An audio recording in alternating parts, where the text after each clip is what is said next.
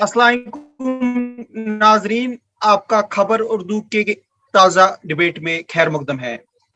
हम चाहते हैं कि समाज और सोसाइटी जो है, हम उसमें बहस और मुबाहिसे के जरिए लोगों के जो बुनियादी मसाइल हैं जिनसे लोग जूझ रहे हैं, वो खबर उर्दू उठाए, जो कि एक्सपर्ट्स हैं उनके साथ, खासकर जो सोसाइटी लेवल पे, एजुकेशन लेवल पे हमारे इश्यूज हैं। मैं आपका होस्ट और दोस्त रमीज मखदूमी हूँ। मेरा सलाम आपको पहुंचे तमाम नाजरीन को।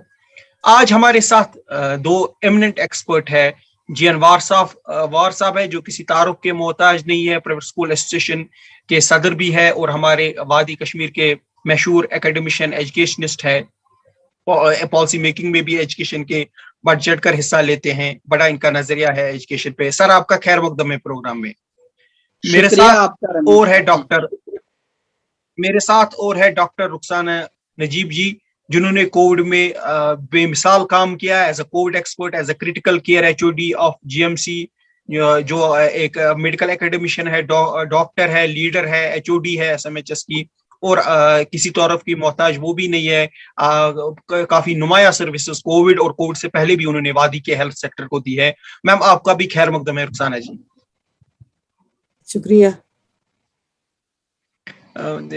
वार साहब, मेरा पहला सवाल आपकी तरफ ये जाएगा, क्योंकि हमारे बहस का मौजू ही आज ये है कि कोविड है लेकिन स्कूल कब तक अब बंद रहेंगे।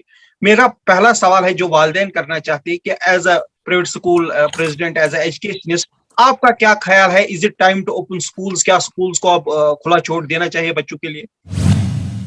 देखिए, सिर्फ 2 दिन पहले हमारी दिल्ली में बहुत बड़ी कॉन्फ्रेंस थी जिसमें ऑल ओवर इंडिया 250 स्कूलों ने पार्टिसिपेशन की। उसमें भी यही टॉपिक रहा कि क्या ये राइट टाइम है टू ओपन द स्कूल्स, जो आपके डिबेट का इस वक्त मौजू है। वहां पे भी जब हमने दूसरे स्टेट से मालूम किया तो अक्सर स्टेट्स में या तो गवर्नमेंट ने फैसला लिया है कि हमें स्कूल खोलने हैं, या तो कुछ स्टेट्स में ऑलरेडी स्कूल खुल चुके हैं। देखिए, इसमें किसी रॉकेट साइंस की जरूरत नहीं है। सिंपल सा मामला है कि अगर एक बच्चा पब्लिक प्लेस पे जा सकता है, पार्क में जा सकता है, पिकनिक स्पॉट पे जा सकता है, खेल कूद के ग्राउंड्स में जा सकता है, जो स्पोर्ट्स एक्टिविटी इस वक्त हो रही हैं, ट्रांसपोर्ट जो पब्लिक ट्रांसपोर्ट में जा रहा है, यही बच्चा अगर स्कूल जाए तो सरकार उसको वहां से रोक रही है। इसका क्या लॉजिक है? ये बच्चा पब्लिक प्लेस पे जाए, उन जगहों पे जाए जहां पे एसओपीज का कोई इंतजाम भी नहीं है, जहां पे कोई रोक टोक भी नहीं है, जहां पे उनको कोई सिखाता भी नहीं है। वही बच्चा अगर उस पब्लिक प्लेस के बजाय स्कूल जाता है तो सरकार उसमें रिजर्वेशन दिखाती। एक मामला। दूसरा मामला यह है कि जितनी भी वर्ल्ड बॉडीज हैं, चाहे यूनेस्को ले लीजिए, यूनिसेफ ले लीजिए, उनकी अब रिकमेंडेशन भी सामने आ रही है कि school should be last close and first open. लेकिन यहाँ रिवर्स हो रहा है। यहाँ पे स्कूल ही पहले बंद किए जा रहे हैं और अभी तक पता नहीं क्या होगा।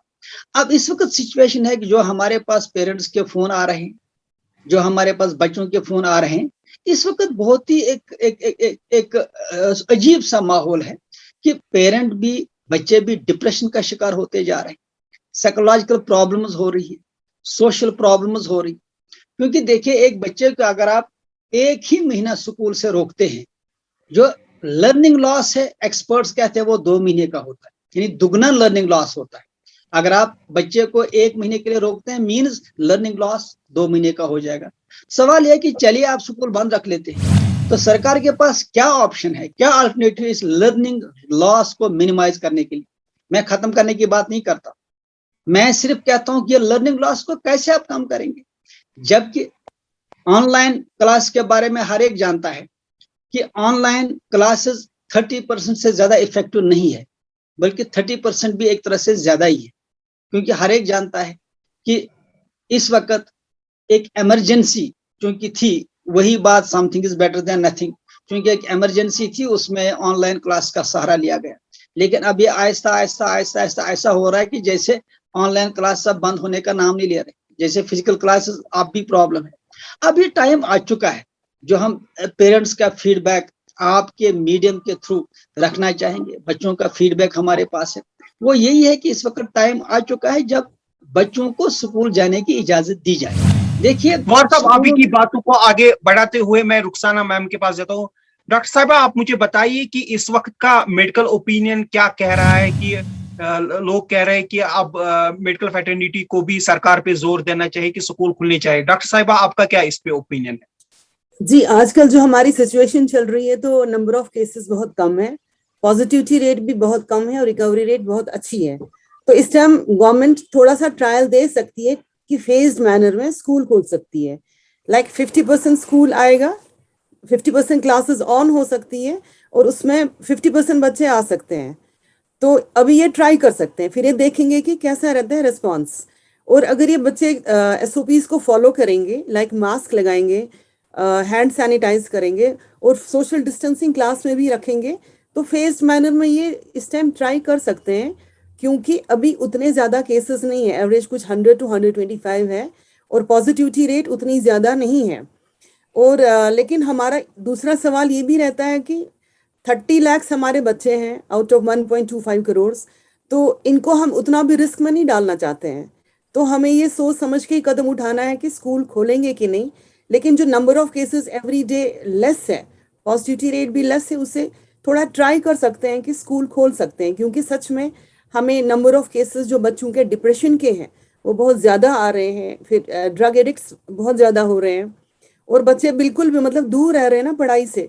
तो हर एक पेरेंट चाहता है कि बच्चे पढ़ने चाहिए, लेकिन एट द सेम टाइम जो पेरेंट्स हैं उनको ये कंसर्न रहता है कि कहीं स्कूल जाके इन्फेक्शन तो नहीं हो जाए, क्योंकि कहीं लाइक ये तो SOPs फॉलो नहीं करेंगे।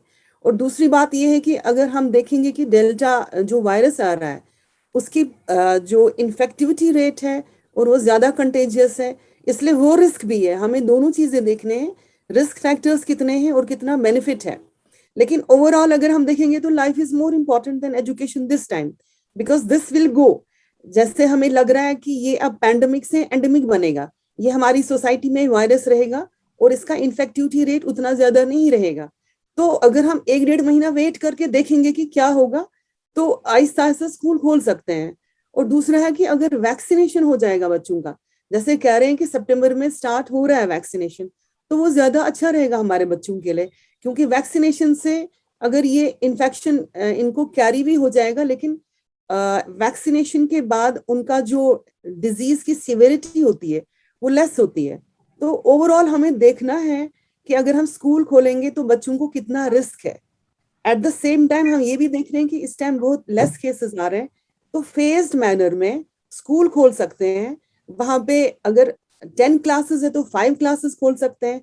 अगर 50 बच्चे हैं किसी स्कूल में क्लास में तो 25 बच्चे आ सकते हैं। और टीचर्स की स्क्रीनिंग करनी है, मॉर्निंग में देखना है कि जो एडल्ट्स है वो वैक्सीनेटेड है कि नहीं। दैट इज, अगर वो वैक्सीनेटेड है तो वो हमारे लिए सेफ है। और बच्चों का भी हमें बॉडी टेम्परेचर चेक करना है आते टाइम, उनको सोशल डिस्टेंसिंग मास्किंग करनी है और क्राउडेड एरियाज में नहीं रखना है। और स्कूल्स का जो है कि वो वेंटिलेशन प्रॉपर होनी चाहिए। और सिंस इस टाइम मौसम बहुत अच्छा है तो ओपन ईयर क्लासेस भी ले सकते हैं। We can follow new. आप ही की बातों को आगे बढ़ाकर मैं वार साहब के पास जाऊंगा। वार साहब, आप मुझे ये कहिए कि किस हद तक हमारे स्कूल्स कश्मीर के या जम्मू कश्मीर के SOPs का पालन कर सकते हैं? कितना है हमारा खासकर प्राइवेट सेक्टर में इंफ्रास्ट्रक्चर कि school proper mask, proper ventilation ensure कर सकते हैं? क्या लगता है आपको अपनी जाती नजरिए से? हाँ, देखिए अभी डॉक्टर साहिबा ने बहुत अच्छी तरह से एक बैलेंस वे में बता दिया कि इस वक्त केसेस कम होते जा रहे हैं। दूसरी बात यह है कि मेंटल केसेस इस वक्त साइकोलॉजिकल केसेस जो वो ज्यादा आ रहे हैं बच्चों के तलक से, ड्रग एडिक्शन आम हो रही है। देखिए जहां तक SOPs का ताल्लुक है, जो बार बार हम बात कहना चाहेंगे वो ये, स्कूलों में सबसे ज्यादा SOPs पे अमल होता है। मैं आपको बताऊं, अगर घर में भी कोई बच्चा कभी कोई गलती करता है छोटी मोटी, तो घर में भी उसको कहते हैं कि देखो मैं मैम को कहूंगा, सर को कहूंगा। यानी एक बच्चे की साइकोलॉजी जो है ऐसे ही बनती है कि जो मुझे मैम कहेगा, जो मुझे सर कहेगा, जो मुझे स्कूल कहेगा, मुझे उस पर अमल करनी है। स्कूलों के पास ऑप्शन ही ऑप्शन है। हम बैच वाइज, हम फेज वाइज, हम डे वाइज, हम जेंडर वाइज, हम शिफ्ट वाइज किसी भी तरह से 30%, 40%, 20%, वट एवर, क्योंकि स्कूलों के पास एक सिस्टम होता है, निजाम होता है, हम पूरे एसओपीज पे अमल कर सकते हैं, एक बात। दूसरी बात, बल्कि यूं कहा जाए कि स्कूलों में ही अच्छी तरह से एसओपीज पे अमल हो सकता है, क्योंकि स्कूलों में एक डिसिप्लिन होता है, बच्चों को मैनर सिखाए जाते हैं, बच्चों को बताया जाता है कि आप किस तरह से इस पेंडेमिक से अपने आप को बचा सकते हो। घर में मास्क पहने न पहने, पब्लिक प्लेस पे वो जो मास्क का इस्तेमाल करे ना करे, लेकिन स्कूल में जरूर इन मास्क पे या सैनिटाइजर्स पे अमल होती है। एक दूसरा, ऐसे भी स्कूल हैं, देखिए जब गवर्नमेंट कोई ऑर्डर निकालती है तो जो ऑर्डर जो जनरल होता है, हमारे पास ऐसे भी स्कूल हैं जहां पे 13 कमरे हैं और 12 ही स्टूडेंट हैं। ऐसी भी जगह हैं जहां पे आराम से क्लास चलाए जा सकते हैं। ये गवर्नमेंट जो सेंट्रलाइज्ड वे में ऑर्डर निकालती है पूरे स्टेट के लिए, देखिए इस वक्त एक इमरजेंसी है, तो हमेशा इमरजेंसी सिचुएशन में इमरजेंसी इकदाम उठाने होते हैं। इस इमरजेंसी सिचुएशन में अगर हम ऐसे इकदाम उठाएं जिनका कोई रीजन ना हो, लॉजिक हो, तो ये लॉस जो है आराम से क्वांटिफाई नहीं हो सकता है कि ये जनरेशनल जो है कितना लॉस होगा। एक दूसरा, उसके साथ जो हमें बार बार जहन में एक क्वेश्चन आता है कि सबसे ज्यादा खतरा कोविड फैलने का टूरिस्ट की वजह से हो सकता है, क्योंकि बाहर से टूरिस्ट आते हैं, उनकी वजह से कोविड ज्यादा फैल सकता है। लेकिन टूरिस्ट को वेलकम किया जा रहा है, सारे पब्लिक स्पोर्ट्स खुले हैं और सारे होटल्स खुले हैं, रेस्टोरेंट खुले हैं। आखिर बताए, क्या वहां बच्चे नहीं जाते हैं? क्या रेस्टोरेंट बच्चे नहीं जाते हैं? क्या पब्लिक प्लेस में बच्चे नहीं जाते हैं? क्या ट्रांसपोर्ट में बच्चे नहीं जाते हैं? तो सवाल यह है कि स्कूलों में क्यों सरकार को ऐसा लग रहा है कि शायद ड्राइवर जो है स्कूल ही है कोविड का। हमें ये भी जहन में बात रखनी चाहिए कि स्कूल सिर्फ पढ़ाई लिखाई का नाम नहीं होता है, स्कूल एक एक्टिविटी सेंटर होता है जिसमें बच्चों को मैनर से लेके हिफ्जानी सेहत के उसूलों से लेके हर चीज के बारे में जानकारी दी जाती है, बच्चे को समझाया जाता है, उसके मैनर्स ठीक किए जाते हैं। इन हालात में अगर आप बच्चों को देखिए, बाकी स्टेट्स में तो कोविड की वजह से बंद रहा, लेकिन हमारा जो आर्टिकल 370 का यहाँ जो एब्रोगेशन हो गया, उसके बाद देख लीजिए हम अब तीसरे साल में दाखिल हो रहे हैं, और अब तीसरे साल में दाखिल होते हुए अगर हम इस स्टेज पे भी सरकार ग्राउंड रियलिटीज को उसकी रिसर्च करके उसको समझ के फैसला नहीं लेती है, एक जनरेशनल गैप होगा। ये ग्राउंड रियलिटीज की बात की आपने, वार साहब, आपने ग्राउंड रियलिटीज की अच्छी बात की। आप ही की बात को आगे बढ़ाते हुए मैं रुखसाना जी से पूछूंगा। मैम, डॉक्टर साहिबा, हमें ये बताइए कि लोगों का कहना है कि थर्ड वेव की नाम पे अब बच्चों के ज्यादा क्लासेस वेस्ट किए जा रहे हैं। कितना रियलिस्टिक या अनरियलिस्टिक आपको लगता है थर्ड वेव कोविड का आना, और उस पे बच्चों के असरात क्या हो सकते हैं? क्या वो आ सकती है थर्ड वेव का ये कह रहे थे कि अगस्त से आ जाएगा, लेकिन ऐसा अभी लग नहीं रहा है। लेकिन हम ऐसे बिल्कुल भी नकार नहीं कर सकते हैं कि नहीं आएगा, क्योंकि जो केरला का स्टेटस है, लाइक 30,000 आज वहां पे हो गए हैं, तो इंडिया में भी ओवरऑल 40,000 हो गए हैं और 603 डेथ्स हो गई हैं। तो किसी किसी स्टेट में तो थर्ड वेव आ गई है, इसलिए वो हम नहीं कह सकते हैं कि थर्ड वेव नहीं आएगी। लेकिन जो इस टाइम हमारी सिचुएशन हमारी स्टेट की है, out of 1.25 crore 100 people are getting only positive, तो इस टाइम हमारा यहाँ पे स्टेटस थोड़ा स्टेबल है। इस टाइम मुझे लगता है कि स्कूल फेज मैनर में खोल सकते हैं यहाँ पे, फिर हम देखेंगे कि उसका फिर रेस्पॉन्स कैसा रहता है। अकॉर्डिंगली फिर गवर्नमेंट डिसाइड कर सकती है कि क्या करेंगे, because education is also important और बच्चों का स्कूल जाना भी बहुत इंपॉर्टेंट है। लाइफ एक्टिव रहती है, बच्चा इन्वॉल्व रहता है, डिप्रेशन का शिकार नहीं हो जाता है। लेकिन थर्ड वेव का हम नहीं कहेंगे कि नहीं आ रही है। ऐसे अभी तो कुछ सिम्टम्स हमारे स्टेट में नहीं लग रहा है, क्योंकि एवरेज हमारा 1 अगस्त से 125 to 100 रेंज कर रहा है, जो कम है। और कुछ म्यूकोरमाइकोसिस के केसेस भी अभी नहीं आ रहे हैं, और कुछ हमारे यहाँ डेथ्स भी ज्यादा नहीं है, हमारे आईसीयूज अभी खाली पड़े हुए हैं। तो इस हिसाब से फेज मैनर में अगर ये ट्राई करेंगे स्कूल का खोलना, फिर रिस्पॉन्स देखे, फिर वो अकॉर्डिंगली डिसाइड करेंगे कि क्या होगा। तो हम ना नहीं कह सकते, क्योंकि बच्चे अभी इम्यूनाइज नहीं है, और बच्चे अगर इम्यूनाइज नहीं है दे कैन बी स्प्रेडर्स, और वो अपने अगर वो इन्फेक्शन लाते हैं, वो घर में बुजुर्गों को इन्फेक्शन फैला सकते हैं। क्योंकि आज की न्यूज थी कि बॉम्बे के एक बोर्डिंग स्कूल में 17 बच्चे पॉजिटिव हो गए, और उनकी एज ग्रुप थी 7 to 12 years of age. That means बच्चे इन्फेक्ट हो सकते हैं, बच्चे बड़ों को भी इन्फेक्शन दे सकते हैं, और बच्चों में अगर इन्फेक्शन हो जाएगा तो सिस्टमिक रिस्पॉन्स भी इनमें आता है, रेस्पिरेटरी सिस्टमिक सर्स रिस्पॉन्स आता है, जिसमें कुछ बच्चे थोड़ा सीरियस होते हैं। ओवरऑल जो हमने देखा है कि अगर बच्चों को कोविड होता है तो सिम्टम्स ज्यादा सीवियर नहीं होते हैं, लेकिन ये भी नहीं कह सकते हैं कि अगर डेल्टा वायरस आ गया तो सिम्टम्स सीरियस हो सकते हैं। सो ये थोड़ा सा अभी कंफ्यूजिंग है हमारे लिए कि हम नहीं कहेंगे कि थर्ड वेव नहीं आ रही है। थर्ड वेव अगर केरला में आई है, कुछ स्टेट्स ऑफ इंडिया में आई है, दिल्ली में अभी नहीं आई है, लेकिन यहाँ का हम नहीं कह सकते हैं जिस हिसाब से हमारा कर्व जा रहा है, अभी तो डाउन जा रहा है कर्व। तो गवर्नमेंट को थोड़ा सा मुझे लगता है कि इस टाइम स्कूल फेज मैनर में खोलना चाहिए, ट्राई करना चाहिए, देखना चाहिए कि कैसा रिस्पॉन्स रहता है, और सितंबर में अगर हमें बच्चों का इम्यूनाइजेशन हो रहा है तो वो हमारे लिए फिर सेफ्टी बहुत ज्यादा बन सकती है। डॉक्टर साहब, आपकी बात को वार साहब के साथ मैं उठाता हूँ। वार साहब, मुझे ये कहिए कि आप एला अथॉरिटी से भी मिलते हैं, हायर अथॉरिटी से, तो आप आज भी शायद मिले थे या मिलते रहते हैं, क्या लग रहा है इस वक्त अथॉरिटी लेवल पे क्या मूड है स्कूल खोलने के रिलेटेड? देखिए रमीज साहब, जब भी हम गवर्नमेंट से जब भी हमारी बात होती है तो सीधी बात है, यहाँ इतने सारे इश्यूज गवर्नमेंट के सामने हैं कि एजुकेशन की उतनी प्रायोरिटी नहीं रहती जितने और इश्यूज की रहती है। हालांकि हकीकत यह है कि हेल्थ के बाद सबसे इम्पोर्टेंट जो है वो एजुकेशन है। यहाँ हर एक चीज के बारे में सोचा जा रहा है कि ट्रेड खुले, ट्रांसपोर्ट खुले, लेकिन स्कूलों के बारे में अभी तक कोई फैसला सामने नहीं आया, ना ऐसा लग रहा है कि इस पे कोई ग्राउंड वर्क हो रहा हो। जैसे मैं जो है ये सवाल करना चाहूंगा कि कोविड का जो फर्स्ट फेज रहा, क्या सर्वे हमारे पास है, क्या डेटा हमारे पास है कि बच्चों के जरिए कोविड कितना फैलने का खदशा। और दूसरी बात, क्या वजह है कि जब स्कूल की बात आती है तो उसके बारे में गवर्नमेंट हमेशा ये कहती है कि अगर हम स्कूल खोलेंगे तो कोविड की वेव है, थर्ड वेव का खतरा है, तो कहीं बच्चों से ज्यादा ये न फैले। हकीकत ये है, जो इस वक्त रिपोर्ट्स आ रहे हैं, जो सबों के सामने हैं, कि इसका बिहेवियर ही अनप्रिडिक्टेबल है।